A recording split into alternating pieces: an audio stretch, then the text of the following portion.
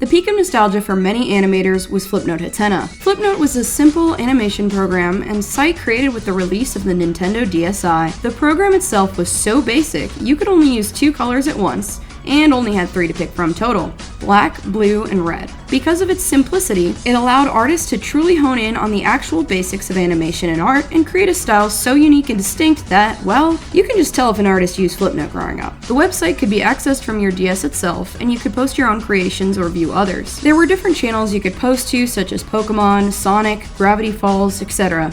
You could download people's Flipnotes and, if they were unlocked, actually go in and edit them. This lends itself to songs being reused and the creation of animation memes. If you did this, it would show a label that said spin-off in the corner, which intended to make it harder to pass off others' art as your own. Some popular creators on the site were Shiny Eevee, Fleecevion, Epic Guitar, Boss, and Kiwi Kuro. You may recognize some of those artists today, as they still make art and animations.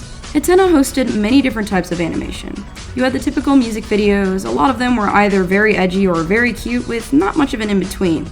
You had comedy skits, which was typically audio taken from a pre-existing live-action YouTube video like Smosh or a TV show, and the artist would animate it. You had the stick fighting community, which would create the most insane fight sequences, all with nothing but stick figures. You also had people who were more focused on drawing rather than animating or making animatics. There truly was a niche for anyone to show off their unique talents or even learn from other creators, as lots of artists created tutorials for newbie animators. As previously mentioned, the spin-off feature lended itself perfectly for animation memes, so I'm going to take you on a nostalgia trip and play a few for you. Chicken wing, hot dog and bologna, chicken and macaroni, chilling with my homies. Wake up, eat some coffee, put some fish sticks in the toaster. Then I do my exercises. Then I eat my fish stick sandwich burrito. Fish sticks sandwich.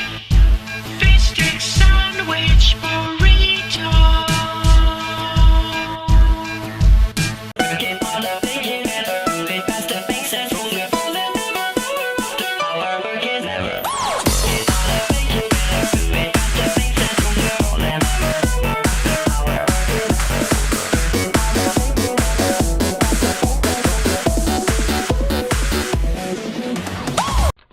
Waffles? Yeah, we like waffles. Do you like pancakes? Yeah, we like pancakes. Do you like French toast? Yeah, we like French toast. Can't wait to get them out. Waffles! Waffles! Waffles! Can't wait to get them out. Drop it.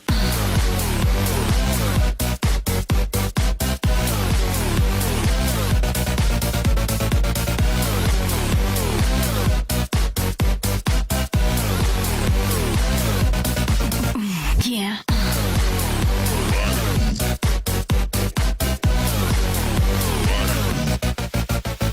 When Hatena was at its peak, it had 1.2 million registered users and an estimated 4 to 6 million users total. Of course, with this much potential attention, certain less stellar users, or let's be honest, children with no concept of social media etiquette, began to starbag. Stars were for Hatena what likes are for Twitter, except with stars you could actually exchange them for cool themes and such, similar to modern day Reddit. There were stars of different colors and different values that you could add to other people's Flipnotes. Yellow were unlimited to add, but for others you had a finite number like Reddit Gold. People begged for stars constantly, whether it be spamming people in the comments, making bait for stars, etc. The spam got so bad that creators would often draw their OCs fighting these beggars and complain about them in chats.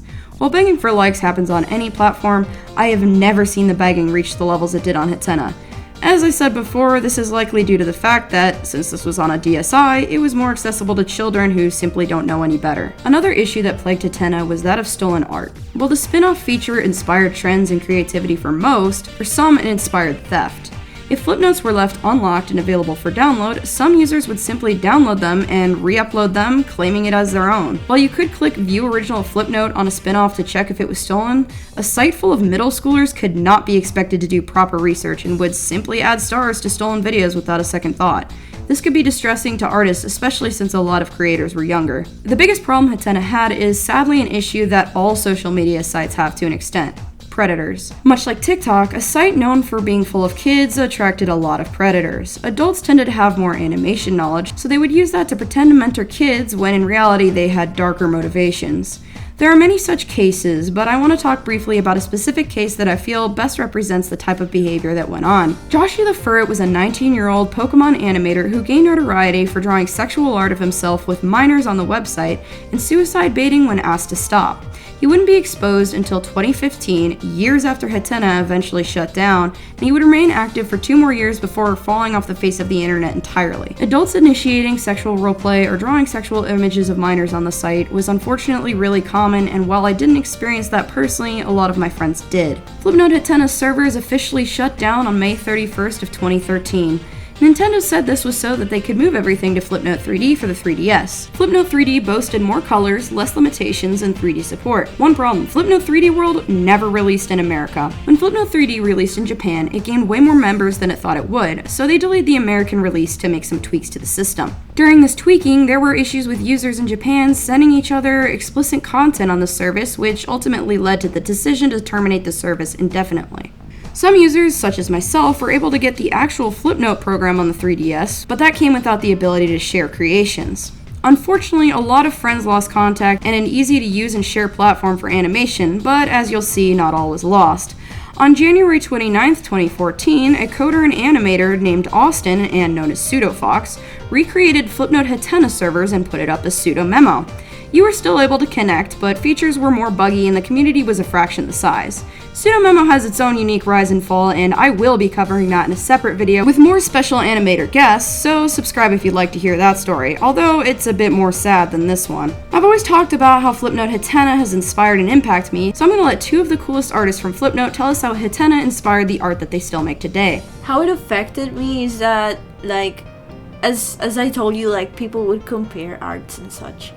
So that like a lot of times I would be compared with like underrated artists, which is okay. I mean, it's fine. I mean, I guess there are a lot of artists better than me back then and now, but that like made me try different things because, for example, something I'm into is anime style, and that's something that kind of grew to me once I got in Flipnote. It's something I decided I really like. And I even like fought myself to make it look as anime as possible. I currently just draw, and that's what I do for a living. I sadly don't animate anymore because I'm just a very lazy person, and animating requires so much effort. I don't know what I would do if I wasn't on Flipnote, and I think that it really helped me get all my audience, and like most of my audience are all these kids that were back then my friends or my fans, and right now they are full adults and they can like support me economically, and it's like wow. And I don't know what I would have done if it wasn't for Flipnote, which made me kind of known in an audience, and like I don't know what would be of me. Maybe I wouldn't be doing art and I would be doing any other type of work. Oh, my favorite thing was obviously the animation aspect. Like, it was... See, I wasn't just Newgrounds when I was a kid, but Flash was inaccessible to me because I was a child. Not only that, but I was a child that didn't know how to operate electronics because I lived with old people, and they didn't have a computer until I was like 12. So who am I supposed to go to ask for technology advice and stuff, you know? I wasn't really praised a lot as a kid for my art. All my brothers were artists. I actually come from a family of artists and stuff. They were more focused on my brothers than me in terms of drawing and stuff. But when I had the DS and I was able to, it really made me realize, like, wow, people around me like my stuff. Huh. It made me feel so good about myself because for the longest time I thought, like, I was